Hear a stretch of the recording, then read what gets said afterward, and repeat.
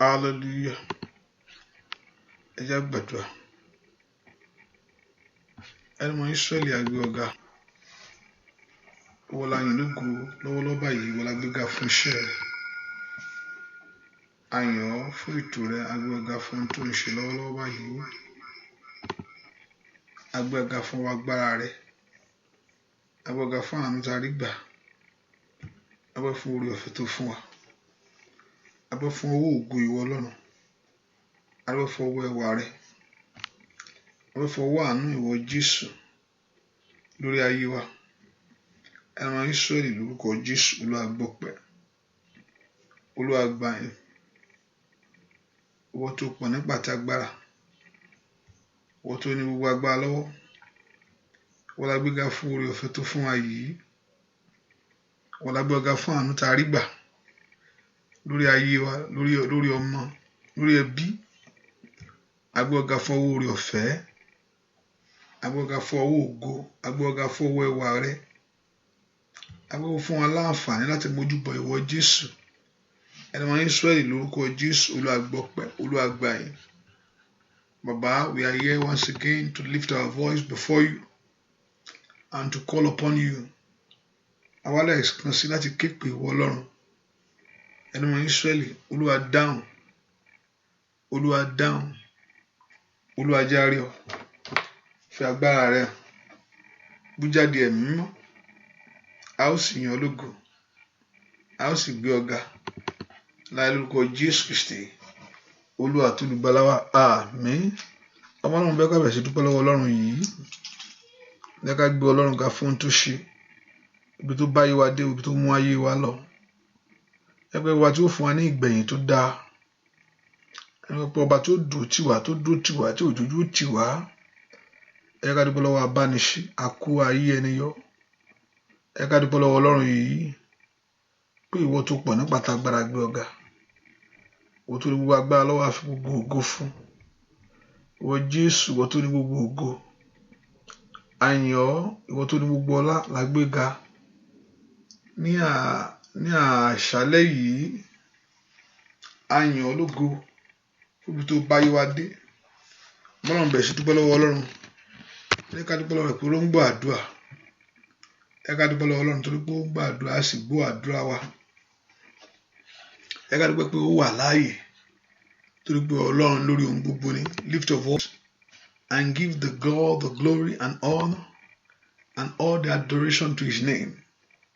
Ẹ ká yìn Ọlọ́run yìí fún iṣẹ́ rẹ̀ sẹ́. Olúwa o ṣeun. Oore rẹ̀ pọ̀ lórí ayé mi, o ṣé bàbá. O ṣé Ọlọ́run ìmọ́lẹ̀. Let's thank him, let's bless him. Dúpẹ́ lọ́wọ́ Ọlọ́run. Dúpẹ́ lọ́wọ́ Jésù yìí. Olúwa o ṣeun. Olúwa o ṣeun. Thank him. Let's glorify the Lord. Let's magnify the Lord. Let's magnify him. Let's honor him. Let's give that honor to his name. Ẹ ká yìn tó tóbi jù lógo. Olúwa o ṣé. Olúwa o ṣé. Olúwa o ṣé torí pé Ọlọ́run ni ọ́. Olúwa o ṣé fún ètò rẹ̀ nínú ayé wa. Let's thank him for the grace of God for your life.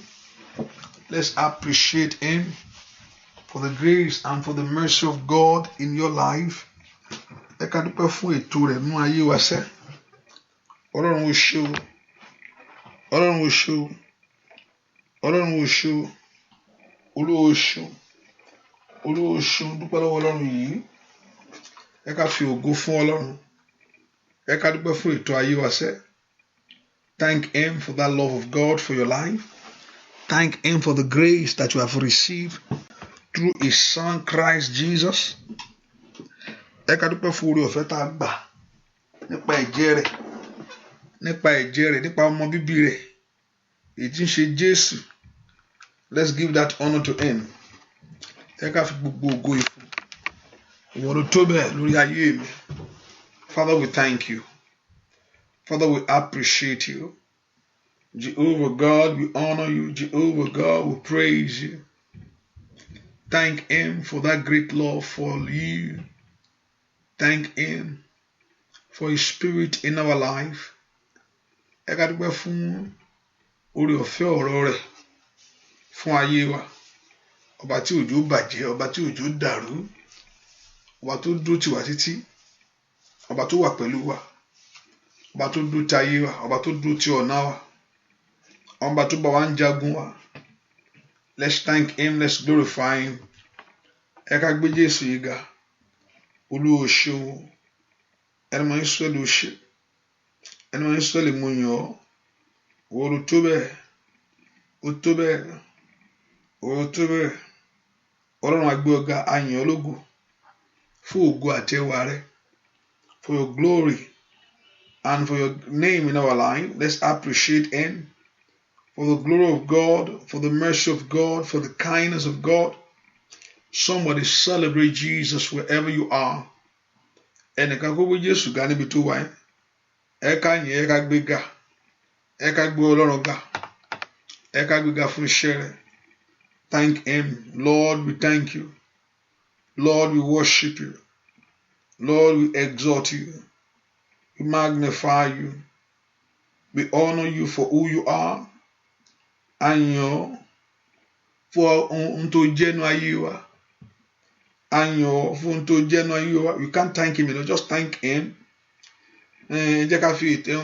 Just for once, just leave that what you're trusting him for and give that honor to him. Ẹ ká yìn, Olúwa o ṣé, Olúwa o ṣé, Olúwa o ṣé, Olúwa ló ṣé, Olúwa ló ṣé. Dúpẹ́ lọ́wọ́ Ọlọ́run yìí, Olúwa o ṣé, ẹni mọ Ísírẹ́lì o ṣé. Thank you, Lord. Ọba tí òjò bàjẹ́ fún wa, ọba tí òjò burú. Jésù ṣé, dúpẹ́ lọ́wọ́ Ọlọ́run alààyè. Bẹ́ẹ̀ ká gbé Ọlọ́run ga ni. Dúpẹ́ lọ́wọ́ Ọlọ́run, bẹ́ẹ̀ kó yìn Jésù yìí, bẹ́ẹ̀ kó yìn láti inú ọkàn rẹ. Thank him from the bottom of your heart. Thank him, thank him, thank him, thank him, thank him. Dúpẹ́ lọ́wọ́ Ọlọ́run, ẹ ká dúpẹ́ lọ́wọ́ Jésù yìí, ọba tí ó ṣàánú fún, ọba tí ó mú gbogbo. Dúpẹ́ dúpẹ́ dúpẹ́ dúpẹ́ dúpẹ́ dúpẹ́ dúpẹ́ lọ́wọ́ Ọlọ́run yìí. Dúpẹ́ dúpẹ́. Thank him for your life. Thank him for the life of your children. Ẹ ká dúpẹ́ fún ayé ọmọ wa gbogbo. Ẹ ká dúpẹ́ fún ohun tó ń ṣe lọ́wọ́lọ́wọ́ yìí. Let's thank him for what God is doing in your life. Let's thank him for what God is doing in your home. Ẹ ká dúpẹ́ lọ́wọ́ Ọlọ́run fún ohun tí Ọlọ́run ń ṣe. Dúpẹ́ dúpẹ́ lọ́wọ́ Ọlọ́run yìí.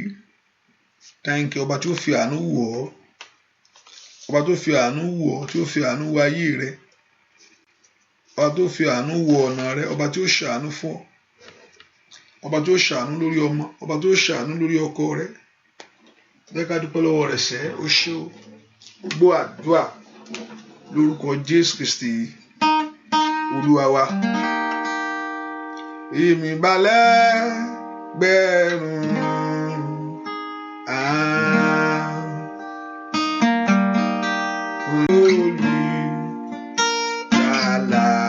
Ògo Ọlọ́run ọba mi, ògo Ọlọ́run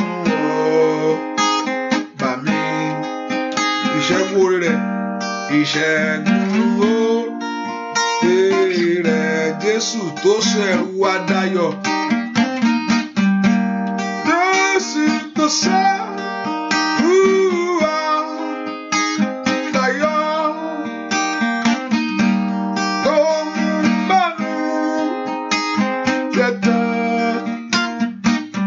Olórin elétí ẹlẹ́ṣẹ̀, orin elétí ẹlẹ́ṣẹ̀, ìyè àti ìlera, ìyè àti ìlera, ó ṣẹ́gun agbára ẹ̀ṣẹ̀, ó ṣẹ́gun agbára ẹ̀ṣẹ̀, ó dá òdè sílẹ̀, ó dá òdè sílẹ̀, ẹ̀jẹ̀ rẹ̀ wé lérí mọ́. Ẹ̀jẹ̀ rẹ̀ wé lérí mọ́. Ẹ̀jẹ̀ rẹ̀ ṣeun fún mi. Ẹ̀jẹ̀ ṣeun fún mi. Ó sọ̀rọ̀ òkú gbóhùn rẹ̀ o. Ó sọ̀rọ̀ òkú gbóhùn rẹ̀.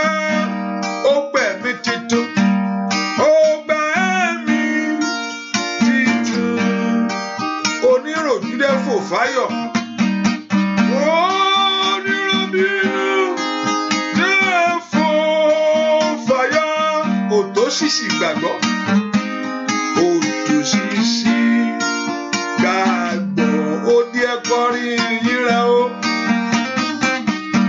Ó di ẹ̀kọ́rin yín rẹ̀, àdìtí gbóhùn rẹ̀, àdìtí gbóhùn rẹ̀, afọ́jú olùgbàlà dé.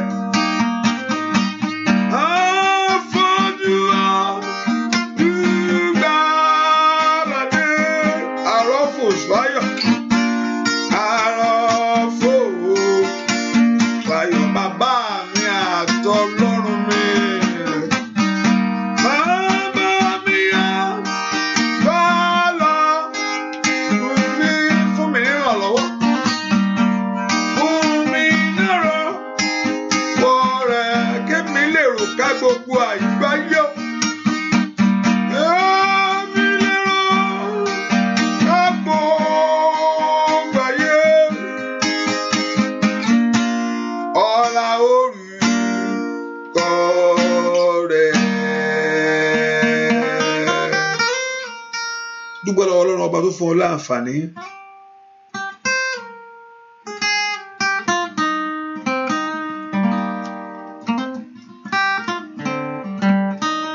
dúpẹ́ lọ́wọ́ Jésù, mà ṣe o, Jésù ṣe o, Jésù ṣe lórí ayé mi bàbá,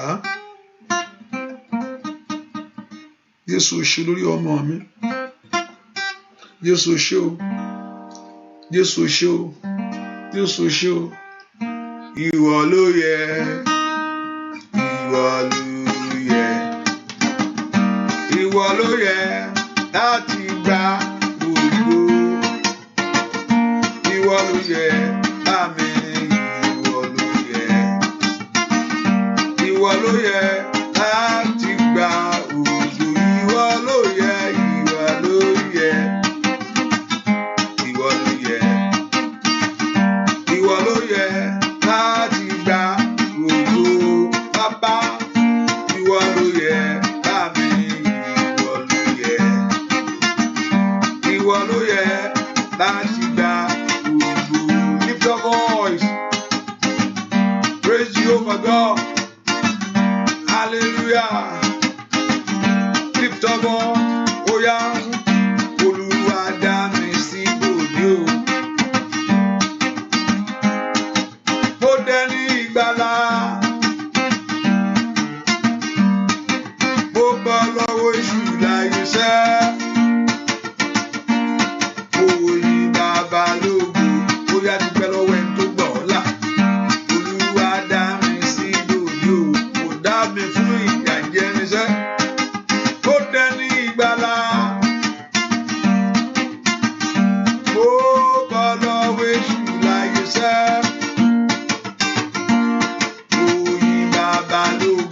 Bóyá mo fẹ́ kó dúpẹ́ lọ́wọ́ Ọlọ́run ààyè. Kò ṣe Ọlọ́run mi. Kábíyèsí o ṣe lórí ayé àwọn èèyàn yìí. Kò ṣe bàbá o lórí ilé. Kò ṣe ẹ̀mí mímọ́ ní gbogbo ọ̀nà wọn. Olúwa dá mi sí dòní o.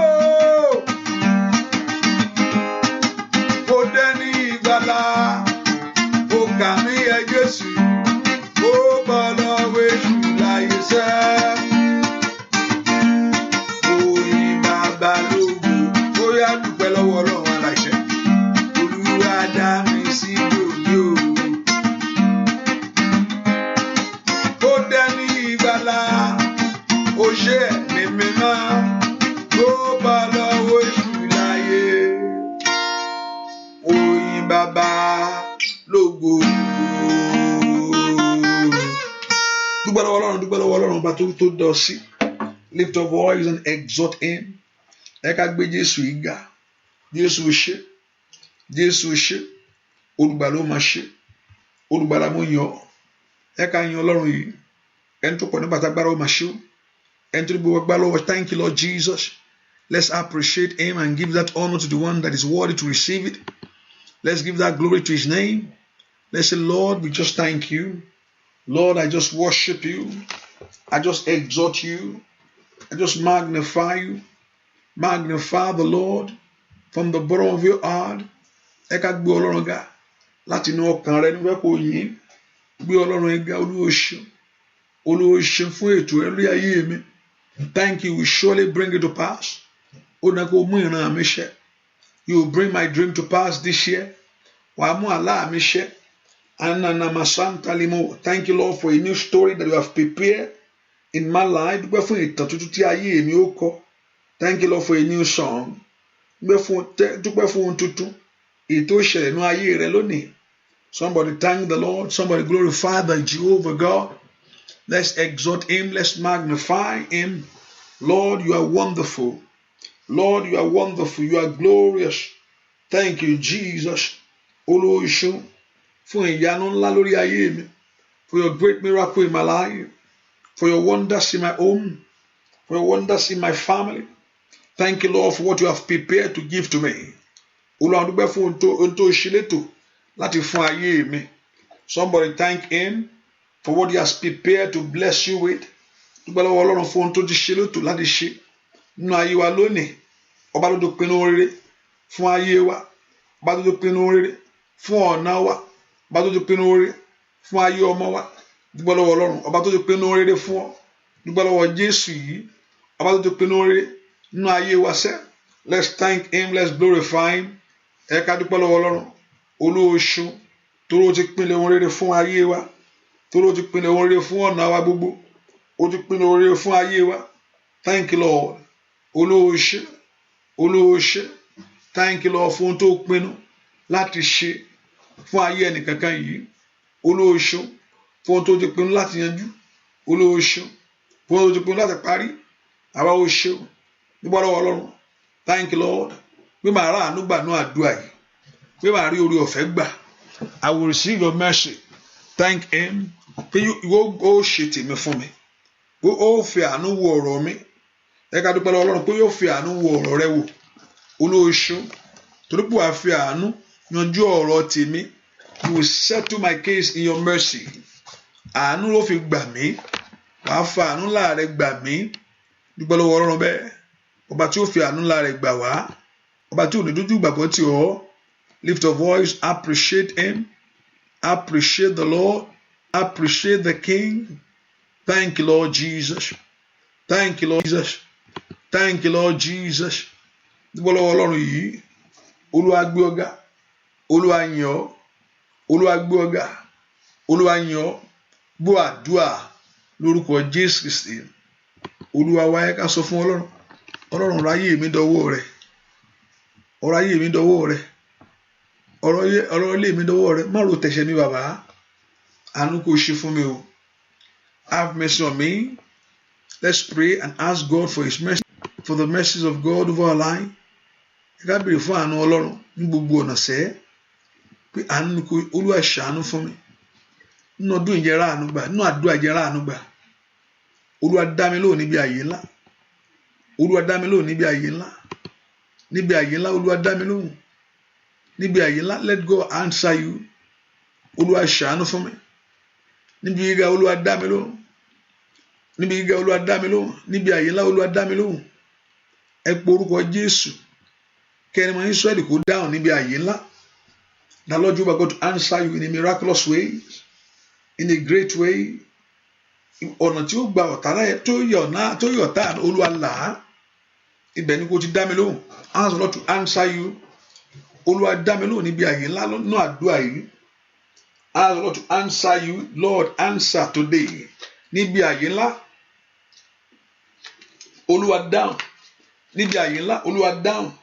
Ẹ pe orúkọ Jésù dáadáa. Níbi àyè ńlá Olúwa dáhùn. Olúwa dáhùn níbi àyè ńlá.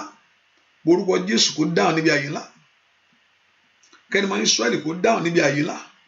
Ẹ ká sọ fún Ọlọ́run alààyè. Olúwa dá mi lóhùn. Níbi àyè ńlá ni kó dáhùn. Níbi àyè ńlá rẹ ni kó ti ṣílẹ̀kùn fún mi. Níbi àyè ńlá rẹ ni kó ti ṣílẹ̀kùn fún ayé ọmọ mi. Níbi àyè ńlá rẹ ni kó ti ṣílẹ̀kùn lórí iṣẹ́ mi. Níbi àyè ńlá rẹ ni kó ti ṣílẹ̀kùn fún mi sẹ́. Ẹ pe orúkọ Jésù pé kí Ọlọ́run kó ṣí ilẹ̀kùn. Níbi àyè ńlá. The Lord God of heaven to open his doors for your life. Olúwa ṣílẹ̀kùn fún ayé mi níbi àyè ńlá. Ẹ pe orúkọ Jésù. Olúwa ṣílẹ̀kùn fún ayé mi níbi àyè ńlá. Ask the Lord to open those doors for you. Olúwa ṣílẹ̀kùn fún ayé ọmọ mi níbi àyè ńlá. Ask the Lord níbi àyè ńlá èyí tí ó mú ìyàtọ̀ kúrò nínú ayé mi. Ẹ pe orúkọ Jésù. Olúwa ṣílẹ̀kùn fún mi níbi àyè ńlá. Níbi àyè ńlá tí ọ̀nà ó ti là fún ìran mi gbogbo. Ẹ pe orúkọ Jésù dára kí Ọlọ́run kó ṣílẹ̀kùn. Olúwa ṣílẹ̀kùn. Open those doors, oh God, in my life. Olúwa ṣílẹ̀kùn yẹn kí ire lè wọlé. Open those doors. Ṣílẹ̀kùn ayé mi kí ire wọlé bẹ̀. Ṣí gbogbo ilẹ̀kùn tí ayé tì. Ẹlòmíràn ti tilẹ̀kùn ayé ẹ̀. Ire ò lè wọlé. Ó yá ṣílẹ̀kùn ilé ayé mi ní orúkọ Jésù. Kí ire wọlé ní orúkọ, kí ibi jáde. Olúwa ṣílẹ̀kùn ilé ayé mi ní orúkọ Jésù. Kí ibi jáde, kí ire wọlé gbogbo ibi gbogbo ènìyàn ní orúkọ Jésù. Olúwa ṣílẹ̀kùn ìrànlọ́wọ́ fún ayé mi. Ẹ pe orúkọ Jésù. Olúwa ṣílẹ̀kùn ògo fún ayé mi. Olúwa ṣílẹ̀kùn ẹwà fún ayé mi. Olúwa ṣílẹ̀kùn ìbùkún fún ayé mi ní orúkọ Jésù. Ní orúkọ Jésù. Olúwa ṣílẹ̀kùn ògo fún ayé mi ní orúkọ Jésù. Ẹni tó pọ̀ ní pàtàkì Olúwa ṣí. Olúwa ṣílẹ̀kùn ògo. Olúwa ṣílẹ̀kùn ẹwà rẹ̀. Olúwa ṣílẹ̀kùn ìbùkún rẹ̀ ní orúkọ Jésù fún ayé àwọn èèyàn yìí. Ilẹ̀kùn kó ṣí. Gbọ́ àdúrà lórúkọ Jésù Kristi. Olúwa wa, ẹ pe orúkọ Jésù. Olúwa gbà mí lọ́wọ́ ìtìjú. Má jẹ́ ọ̀rọ̀ mi já sí ìtìjú o. Ṣèbí Ọlọ́run náà ló sọ pé ká béèrè tí táyọ̀ ó fi kún. Bẹ́ẹ̀ ni, ó ní ká béèrè títí tí ayọ̀ rẹ̀ ó fi kún. Ọ̀n tí táyọ̀ rẹ̀ bá kún ni o. And Jésù sọ, ó rẹ̀ sọ nípa wà tó ó fi yé wa pé arábìnrin yẹn àti George yẹn is a wicked George until arábìnrin ò dákẹ́ until that George said, I'm going to intervene. Àgbà tó gbẹ̀tọ́ ẹ̀ bẹ́ẹ̀.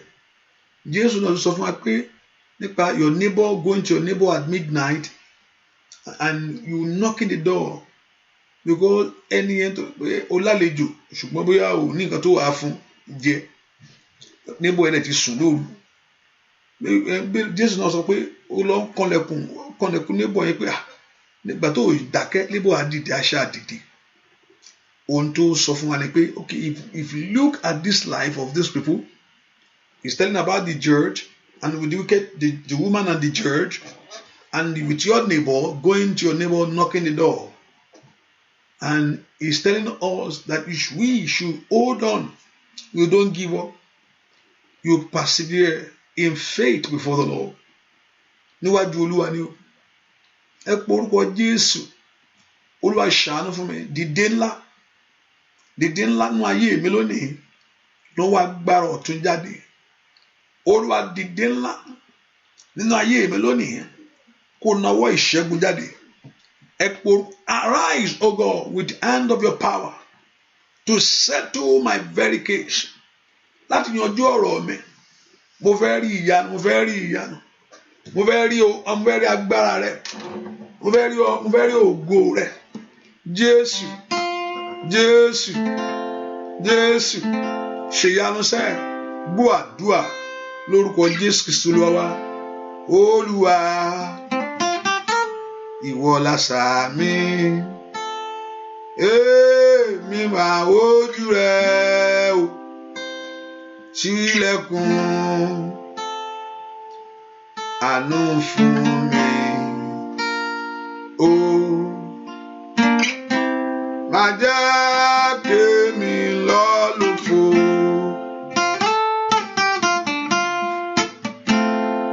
Olúwa, ìwọ lásà àmín. Èmi wá wojú rẹ o.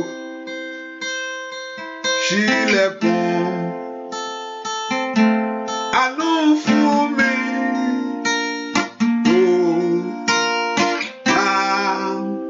Jẹ́ kémi lọ lófo. Ó yá múra. Ó yá. Olúwa, ìwọ lásà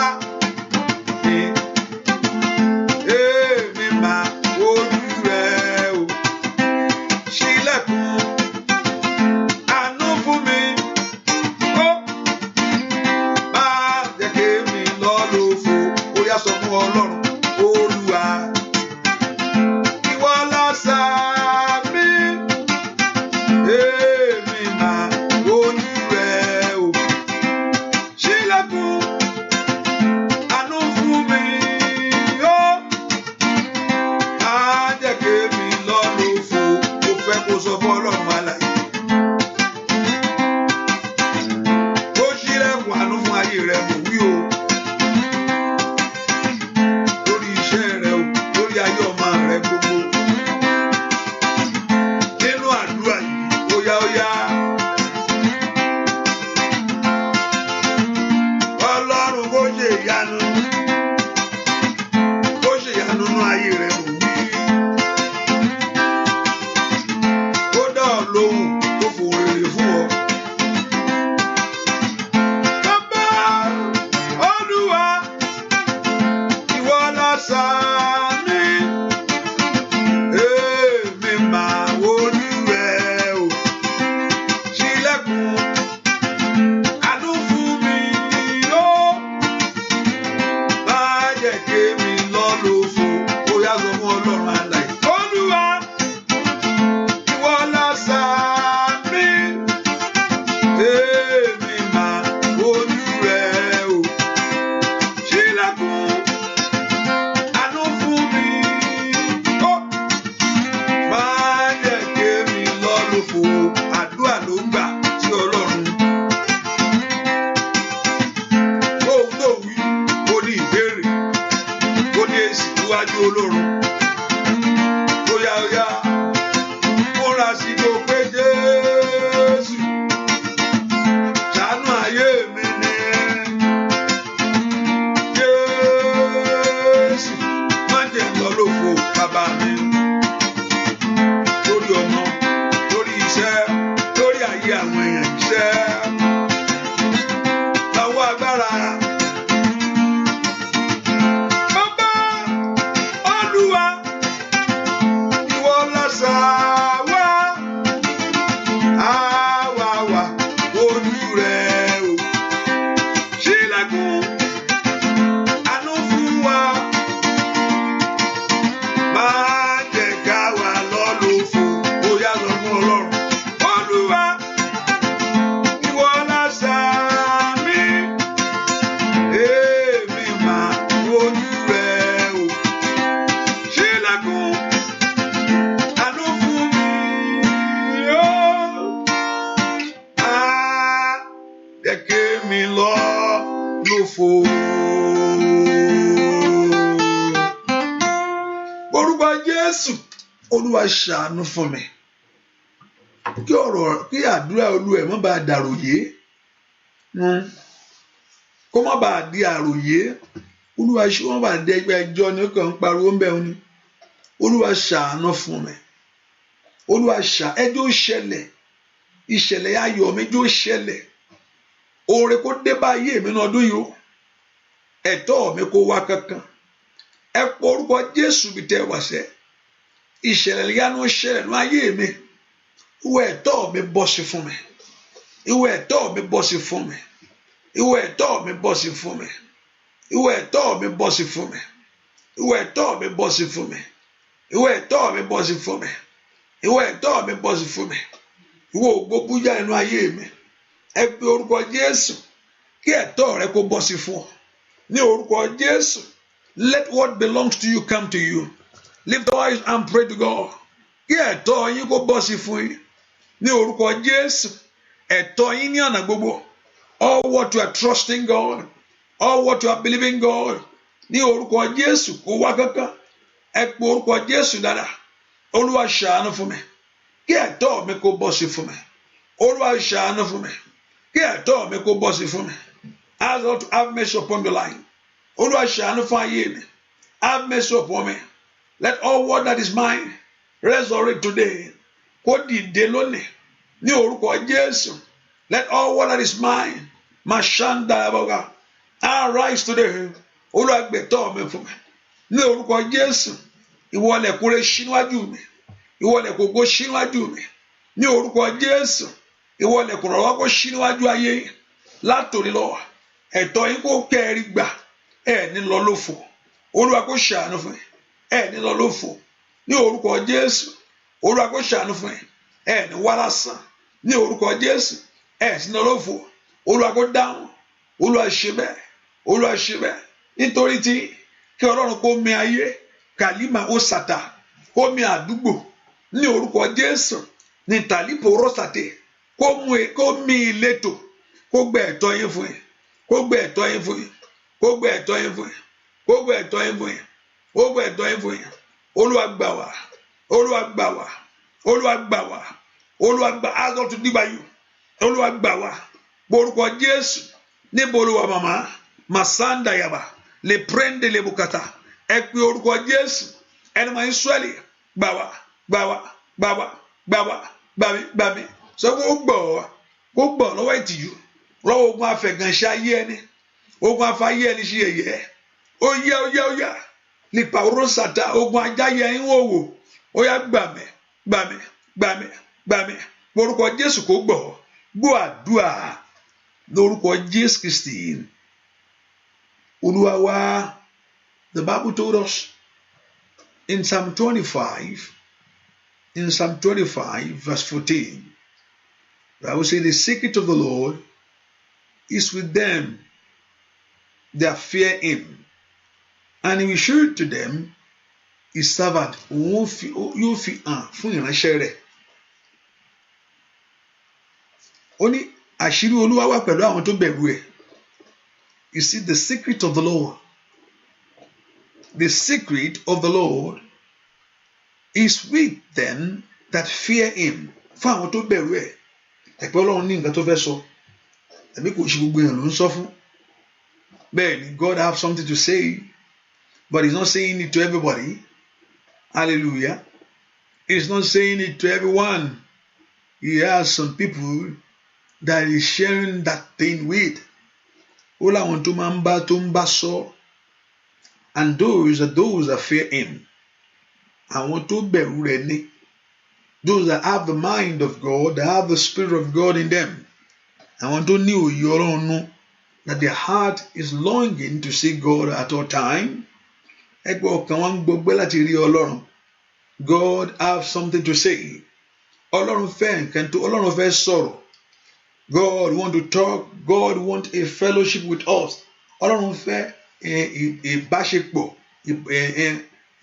Ó fẹ́ kí ìbáṣepọ̀ wa kó dún kó lọ dédé in good shape, in good ways. Bẹ́ẹ̀ni, so we see in the Genesis where God himself have fellowship with Adam and Eve. I don't know the other story. Some people can say the other story.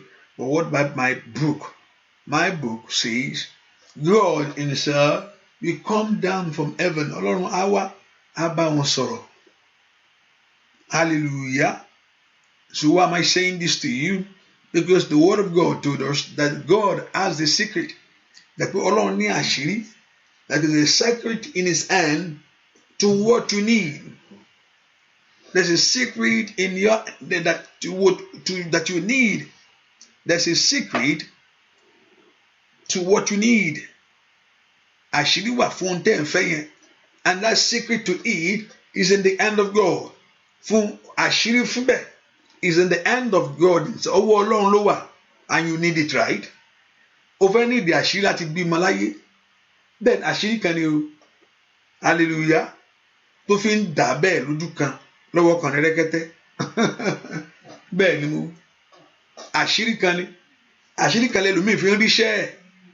Where the knowledge of God being released over that person. Ó ní ìdí àṣírí yẹn láyé tiẹ̀ náà. Ìwé náà ní àṣírí yẹn lẹ́lòmíì fi gbéra sókè láyé tó fi dẹ tó máa ń ṣe. Ìwé náà ní ìdí àṣírí ìṣẹ́gun yẹn. Olúwa mo ní ìdí àṣírí ìṣẹ́gun. Olúwa mo ní ìdí àṣírí ìṣẹ́gun fún ayé mi. Mo fẹ́ kúrò lọ́wọ́ ẹrú. Mo fẹ́ kúrò lọ́wọ́ ogun ọ̀tá. Olúwa mo ní ìdí àṣírí ìṣẹ́gun lá. Àmọ́nà lánàá kó orúkọ Jésù. Olúwa kó fún ọ ní àṣírí. The secret to that open doors. Àṣírí fún ìṣẹ́gun. Ó ní the secret of the Lord is with them that fear him. Ó ní àṣírí. Olúwa wà pẹ̀lú àwọn tó bẹ̀rù rẹ̀. Ẹ pe orúkọ Jésù.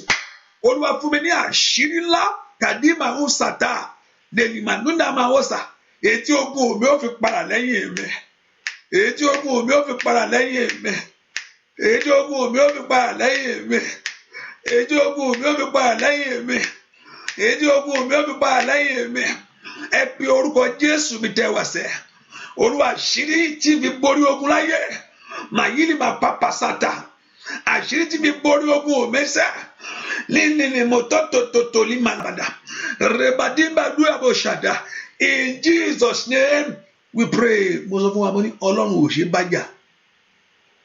You cannot fight him. Ọlọ́run kò ṣe bájà. Kò ṣe bá bínú. Káyọ̀pé ẹ̀dẹ́ lè bínú sí ni kò bá tiẹ̀ dá. Mi bẹ́ẹ̀ ṣe mọ́nà kò ṣe sọ bẹ́ẹ̀ sí. Òun náà sọ pé wá perseverance ni o ìtiraka ni. Mo gbàdúrà ó sún mi kọ́ leléyìí kò lè bá nǹkan kan dé. Ó rẹ̀ mí mi tiẹ̀ lọ́mọ́ kò bá nǹkan kan yọ. Ó múra rẹ ni tó fi gbà. Òun náà sọ many of us when the eyes us yóò jàre ọ̀pọ̀lọpọ̀. Number one sọ pé okay Olúwa ò ṣe fún mi. Okay, yes, I know that. Olúwa mi ti gbà, I know that. But I told you that. Mi wá ṣe mọ́, but now I told you that until you get it. Jẹ́ mo sọ fún ọ pé ọ̀n tó bá gbà á, o gbúdọ̀ dákẹ́. Àwí ìyẹn ẹnu ni. Àwí ìyẹn ẹnu that means you continue to declare to him. Mo fẹ́ ọmọ. Mo fẹ́ ọmọ. Mo fẹ́ ọmọ. Olúwa mo fẹ́ ọmọ. Olúwa mo fẹ́ ìyanu.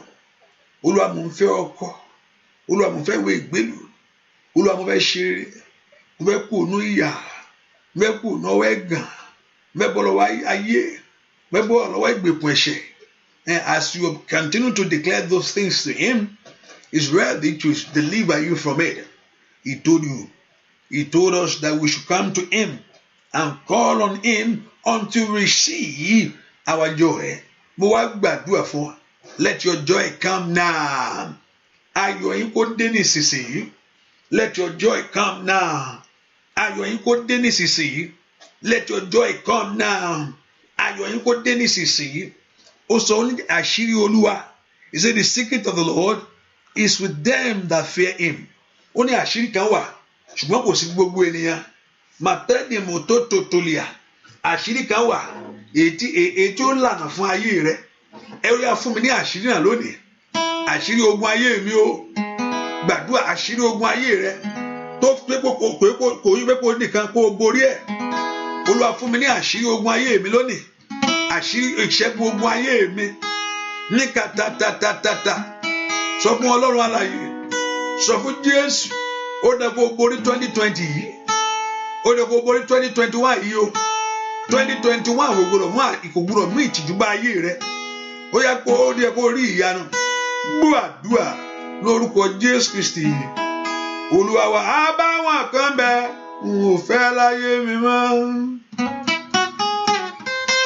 Á bá wọn kan bẹ n ò fẹ́ láyé mi mọ́. Bá mi mú kúrò Jésù alágbára. Bá mi mú kúrò Jésù á dá mi láre. Bẹ́ẹ̀ kò gbàdúrà ẹni. I want you to pray that prayer and tell the Lord you don't want it anymore. You don't want that reproach anymore in your life. You don't want that disgrace anymore. Ó tó gẹ́ o. Eléyìí tẹ́ pé ayé ti fi ọ̀rọ̀ yìí ṣe tọ́pìkì yìí tó gẹ́.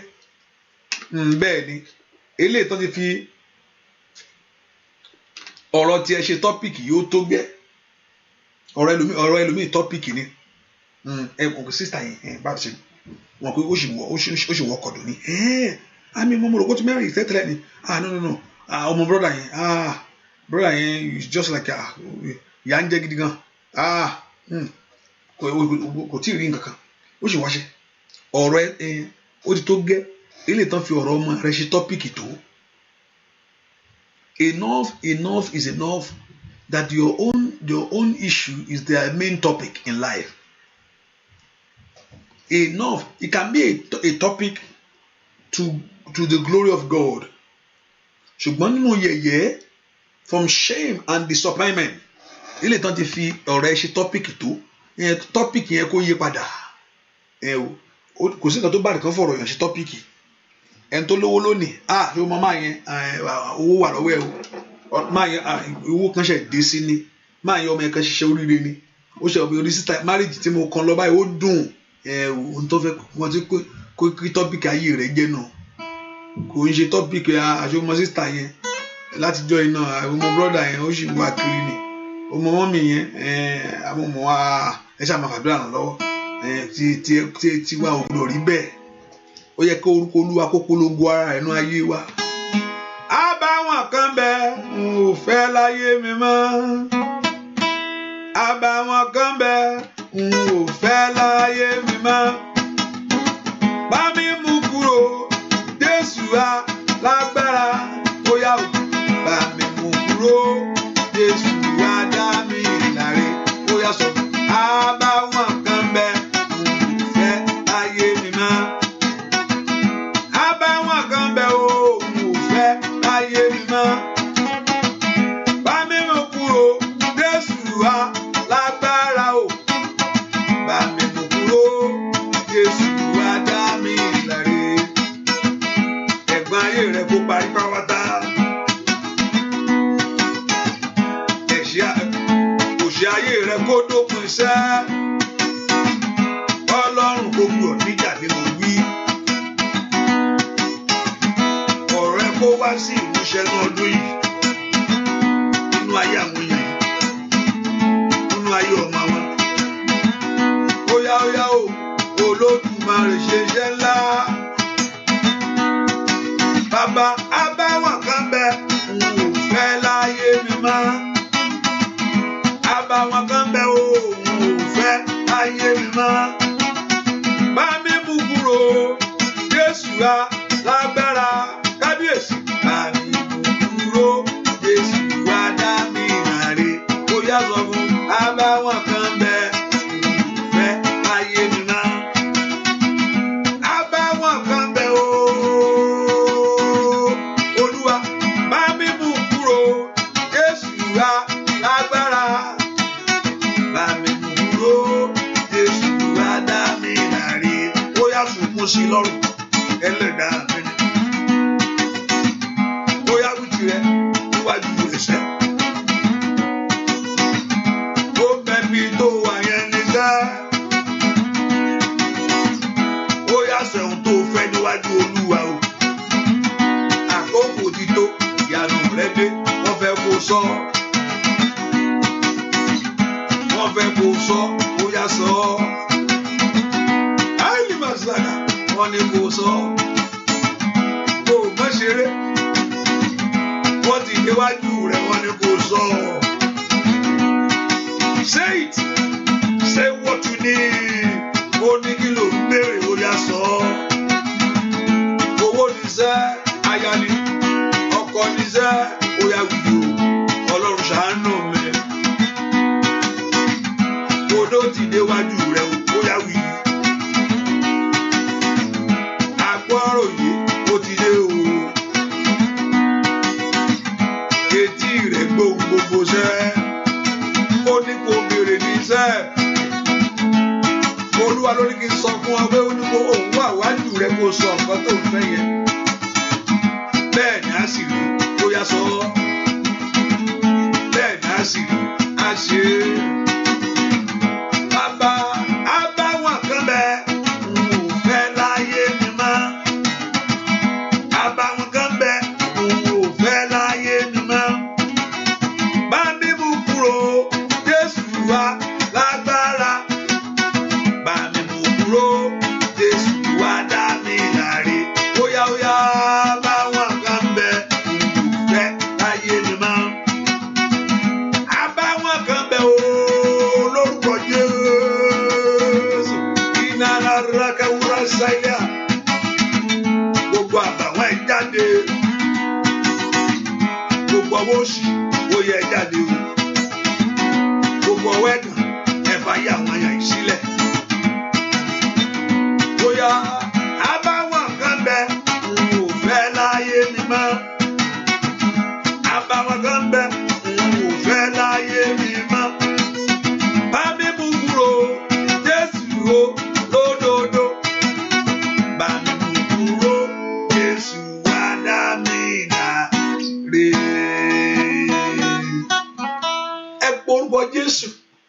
àṣírí náà gbélé mi lọ́wọ́ lónìí mo ní àṣírí kan wà ẹnìkan ọ̀rọ̀ ohun tí mo sọ fún ọ lẹ́ẹ̀kan yẹn tí mo sọ lẹ́ẹ̀kan yẹn rí kọ́ is not a joke wà á rí pé ohun tó bèrè tó yẹ kó bèrè lóòótọ́ á sì ṣẹlẹ̀ bẹ́ẹ̀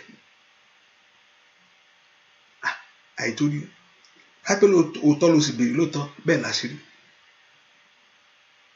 mo ti rí tólúwa ní ká bèrè nǹkan rí tólúwa ṣe o bá a ṣe bèrè kò bá a ṣe sọ bẹ́ẹ̀ náà ló ṣe bá a ṣe sọ mo ti rí dáadáa pé ẹ sọ kò yàtọ̀ bẹ́ẹ̀ ni kò yàtọ̀ bá a mo ṣe bá fún wa pé olúwa bá ní kéèyàn béèrè nǹkan máa that time máa ń ṣeré gbẹ ní kó o ti béèrè mo sọ fún ọ rí mo ti sọ tán yín fún rí mo tún lè sọ it's okay just for you to understand it and get it even though ẹ tó wà lẹ́gbẹ̀ẹ́ mi ń jẹ́ mo tún sọ pé o dẹ̀jọ́ sọ nǹkan míì ẹ wọ́n ló ti nǹkan tó ń fẹ́ náà ẹni ẹ lè máa gbọ́ mi àgbẹ̀ pé àní o bá tún sọ nǹkan míì o bá béèrè nǹkan míì no ohun tó ń fẹ́ ló ń sọ yẹn ok ọlọ́run sì kò tiẹ̀ mú kúrò kò tiẹ̀ bó ṣe gbé mi náà ṣe sọ tèmi náà ló ṣe tó tèmi sọ ló ṣe fún mi ohun tẹ́ni ẹ sì sọ ó ṣe fún ọ ohun tó bá mo ti rí bẹ́ẹ̀ rí ẹ bá ń gbàdúrà náà báyìí náà ni olúwa ní pé ká béèrè pé ká sọ̀rọ̀ olùkàkọ ẹ̀bẹ̀ sísọ èmi sọ tèmi òun náà sọ tiẹ̀ ẹnìkan náà sọ tiẹ̀ mo ní ó bá tẹ̀ yí tiẹ̀ padà olùtí o ó ní ohun tó ń fẹ́ nìyẹn ọlọ́run ò sì mú kankan kú ó tiẹ̀ ibi tó the only funniest thing is that àmì bẹ̀rẹ̀ pé òun tó wá béèrè ó wá fẹ́ okay he has another mind change his mind to do something else okay wá fẹ́ ṣe yẹn ó ti olóògbà that's the main key that is there pípẹ́ àwọn olúwa tó fún ló fún ṣùgbọ́n tó wá béèrè olúwa fún now you want to take a step láti wá ṣe nǹkan míì yàtọ̀ sí nǹkan tó béèrè yẹn ọlọ́run ò bá láyè ibi tí mo ti fẹ́ kó mọ̀ nìyẹn kó là ọ̀nà bẹ̀rẹ̀ là àfi ọ̀nà yẹn ló là ó fẹ́ gbé ìgbésẹ̀ láti lànà míì láti ṣe míì yàtọ̀ sí pé ok ẹ̀yẹ kan wá lọ ọlọ́run ò lànà yẹn àfi nǹkan tó fẹ́ nu ara ẹ̀ sọ yẹn gangan ni ọlọ́run lànà fún so mo mọ nǹkan tí mo sọ dáadáa tí bá ní kó o béèrè káàdì mi tiẹ̀ pàǹpá tí mo tiẹ̀ pé ó bá tiẹ̀ sọ nǹkan míì ẹ̀ mà ní kí bóyá ó kọ coincident ni èmi ń sọ fẹ́ ní ẹbí wá náà àní ó bá tiẹ̀ béèrè nǹkan míì béèrè sọlé ó ti nǹkan tí mo fẹ́ nù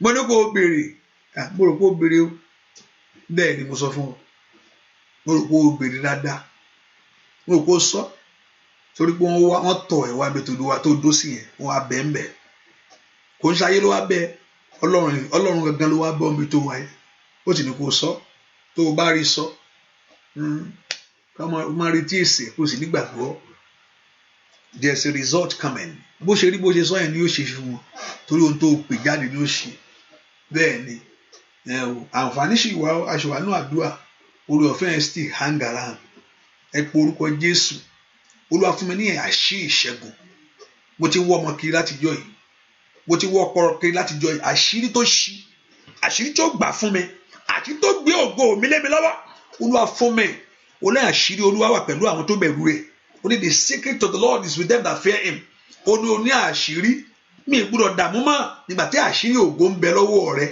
kàlímà kúlàmà ó sàtálì màkàsàtà kìnìún ó sòtálìà mi gbọ́dọ̀ dààmú lórí ọmọ mi mọ́ nígbà tí àṣírí ìwòsàn ń bẹ lọ́wọ́ rẹ̀ ó ní the secret of the Lord is with them that fear him he shall show to them to his servant fún ìránṣẹ́ rẹ̀ tó ń talúmànúmà ó ṣàtà Father ìwọ ló rán mi o ní orúkọ Jésù olófin mi ní àṣírí ìṣẹ́gun ní orúkọ Jésù màtá ẹni tó rán níṣẹ́ lọ̀gá ìwọ ló rán mi ní orúkọ Jésù wọ́n sọ pé ó fún mi ní àṣírí náà dà bàbá fún mi ní àṣírí tèmi náà ní orúkọ Jésù wọ́n béèrè tiẹ̀ Olúwa fún mi ní àṣírí ìṣẹ́gun àṣírí láti borí gbogbo ọ̀nà ní orúkọ Jésù Olúwa yọ̀ǹda àṣẹ give me that secret to be favoured by men mato perosata to be blessed mato paro to fulfil my dreams ní orúkọ Jésù Olúwa fún mi ní àṣírí ìṣẹ́gun tí ọmọ mi ò fi yè tó fi yanjú tó fi ṣe rere ní orúkọ Jésù àṣírí ògo Olúwa yọ̀ǹda fún ayé àwọn èèyàn yìí ó yẹ gbàdúrà ó yẹ gbà àṣírí yìí ẹ gbà àṣírí ìyanu ẹ gbà àṣírí ìbùkún, ẹ gbà àṣírí ògo, ojú ò ní tì yín. In Jesus' name we pray. Get that your request sọ fún Ọlọ́run. Àṣírí ìṣẹ́gun ẹ̀bẹ̀ mi yìí Olúwa fún mi. Ọlọ́run àkọsọ pé lọ jókòó síbẹ̀ yẹn, wàá dé jókòó bẹ́ẹ̀, wàá dé rí nǹkan tó ń fẹ́. Ọlọ́run àlẹ́ sọ fún wọn pé dìde, a sì dìde. Lọ sọ nǹkan báyìí fẹ́lẹ́ ẹni báyìí, ọ̀nà àdẹ̀là, ọ̀pẹ ṣé kan tí mò ń dààmú lé àṣírí kan wà lọ́wọ́ Ọlọ́run. Òun náà ló sọ. That is not my word. That's the word of God. Psalm 25 verse 14. Psalm 25 verse 14 says, the secret of the Lord is with them that fear him, and he will show them his servant. Wọ́n á fi àṣírí yẹn hàn. Ṣèbó fi àṣírí hàn Mósè. Ìgbà tó dé etí òkú tí òkú bó ṣe ṣe mọ́. Ó ní kí ló wà lọ́wọ́ rẹ̀? Ọ̀pá ni. Ṣèbó ọ̀pá wà lọ́wọ́ ẹ̀. Mósè gan mọ̀ pé àṣírí nǹkan wà lọ́wọ́ àgbàdo náà fi hàn án. Wọ́n ní nà sómi. Ó sì ná ìyanu ṣẹlẹ̀. Àṣírí ìṣẹ́gun rẹ wò. Síbi ńlá àṣírí ògo rẹ. Ó yá gbà lónìí. Àmín. Ó ní dààmú mọ́. Àdèkítà lábàbọ̀ pàtẹ́lì màtátà. Sàdóbàrò pẹ̀tẹ́kẹ̀ nínú àdúrà ilé tó wà yìí tó ké pe Ọlọ́run yìí. Àṣírí ohun rere yẹn ó yá gbà á. Ọkọ ẹ kó gbà á. Àṣírí ẹ̀bẹ̀ ẹ kó gbà á. Receive the secret of this, of your request. Àṣírí ìṣẹ́gun ẹ gbà á. Ní orúkọ Jésù ẹ gbà á. Ẹ gbà á. Ẹ gbà á. Ẹ gbà á. Ẹ gbà á. Ẹ gbà á. Ẹ gbà á. Ẹ gbà á. Ẹ gbà á. Ẹ gbà á. Ẹ gbà á. Ẹ gbà nú àdúrà yìí. Ẹ gbà á. Àṣírí tó fi bímọ, àṣírí tó fi lọ́kọ, àṣírí tó fi ṣe rẹ̀, tó àfi ní ìwé ìgbélú ẹ̀. Ọ̀pọ̀lọpọ̀ wọn máa ṣe nǹkan lẹ́yìn ẹ̀ kò ní gbọ́ kankan. Gbàtà ọkọ̀ àti lọ tán. Àṣírí kan nígbà ó débẹ̀ at the right time. Ẹ lọ ṣe nǹkan báyìí. Ó yá lórúkọ Jésù ẹ gbà á. Ẹ gbà á. Ẹ gbà á. Àṣírí tó fi sàn. Ẹ gbà á. Ní orúkọ Jésù, take it now. Kọ́kọ́rọ́ tó ṣí ìbéèrè yẹn. That key that open that your request. Ẹ gbà lọ́wọ́lọ́wọ́ báyìí. Kọ́kọ́rọ́ tó ṣí ìbéèrè yín. Ní orúkọ Jésù ẹ gbà á. Ọlọ́run mo yọ òró ìsímọ́, Olúwa yà símọ́. Agbára jíǹde kó wọnú òró yìí lọ. That oil let it receive power. Wọ́n ní gbogbo èèyàn tó bá ti lò ó kó sàn. Gbogbo èèyàn tó bá ti fọwọ́ kan òró yìí, gbogbo ara tó bá kàn. Gbogbo ilé tí òró yìí bá wọ̀ lọ. Iṣẹ́ àmì àti iṣẹ́ ìyanu kó tẹ̀lé. Ní orúkọ Jésù. Gbogbo ẹni tó bá ti gbé òró yìí tó bá ti lò, ìgbàkígbà tó bá lò ó, iṣẹ́ àmì àti iṣẹ́ ìyanu kó tẹ̀lé. Iṣẹ́ àmì àti iṣẹ́ ìyanu kó tẹ̀lé òróró yìí. Kó bá òróró yìí jáde. Ojú ò ní tì ọ́. Ẹ ní dẹni yẹ̀yẹ́, ẹ sì ní dẹni ẹ̀gàn. Olúwa ṣe bẹ́ẹ̀ fún yín. Olúwa ṣe bẹ́ẹ̀ fún yín. Olúwa kó ṣe bẹ́ẹ̀ fún yín. Kí gbogbo èèyàn tó wọnú àdúrà yìí wá. Gbogbo yín lórúkọ Jésù ẹ ní ẹ̀rí ìwòsàn, ẹ̀rí ìmúláradá, ẹ̀rí ọmọ, ẹ̀rí ọkọ, ẹ̀rí ìwé ìgbélú, ẹ̀rí iṣẹ́, ní orúkọ ẹ̀rí àlàáfíà, ní orúkọ gbogbo yẹn ó yẹ gba ẹ̀rí tí ẹ̀yà ń gẹ́lẹ́ Ọlọ́run tí Ọlọ́run tó gbé sí orí ìṣẹ́ tó ní kó ṣiṣẹ́ pẹ̀lú ìránṣẹ́ yìí ó yẹ lọ ṣiṣẹ́ o.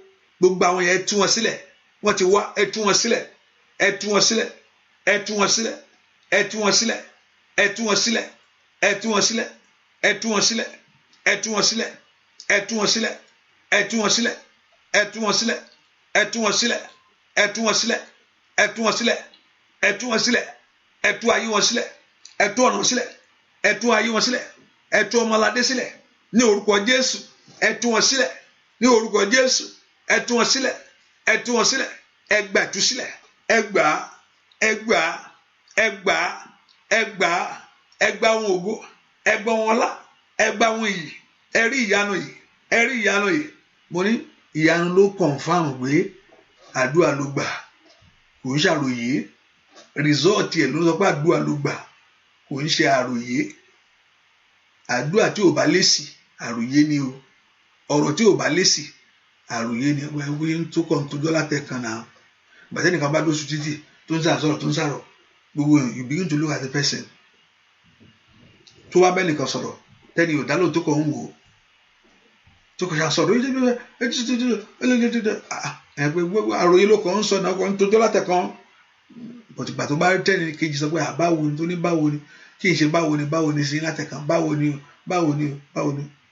ẹ̀yin ara wọ́n dákẹ́ ọkọ̀ ń tójọ́ báwo ni ọ̀rọ̀ wò ló tẹ̀ ń ṣe látẹ̀kan níbí ìnà kí ló ń ṣe torí kò sí èsì tí èsì bá wà báwo ni àdáadáa ọ̀rọ̀ ti bẹ̀rẹ̀ nù ó di ọ̀rọ̀ kò ń ṣe èsì kò ń ṣe àròyé mú ní orúkọ Jésù ọba alá tó ní ká wá òun ló ní ká wá tó ní ká wá sọ̀rọ̀ bẹ́ẹ̀ kí ọ̀rọ̀ wọn ní orúkọ Jésù kó di àdúrà bẹ́ẹ̀ kó di wọn ló ní ká gbàdúrà mi ì fẹ́ kí ọ̀rọ̀ ayé àwọn èèyàn kó jẹ́ àròyé mọ́ bẹ́ẹ̀ kó jẹ́ àdúrà mo sì fẹ́ kí èsì kó tẹ̀lé gbogbo èèyàn tó wọnú àdúrà yìí Ọlọ́run Ísírẹ́lì wọ́n tó wà títí láéláé tó dá wọn tiẹ̀ rí o kì í dá wọn tiẹ̀ ó ní àṣírí wà lọ́wọ́ àwọn ìránṣẹ́ rẹ̀ ní nànàmà ó sàtẹ́lì màtótè fàlúndàlímọ̀kábà bẹ́ẹ̀ kí ayé àwọn ẹ̀kọ́ ní ẹ̀rí gbogbo èèyàn pàápàá níbi tá ti ń kípe ọ̀gán ní kò tó wá fara rẹ̀ hàn bẹ́ẹ̀ níbi tá ti ń wá lórí nǹkan tó ń wọ́ fún on that very issue lórí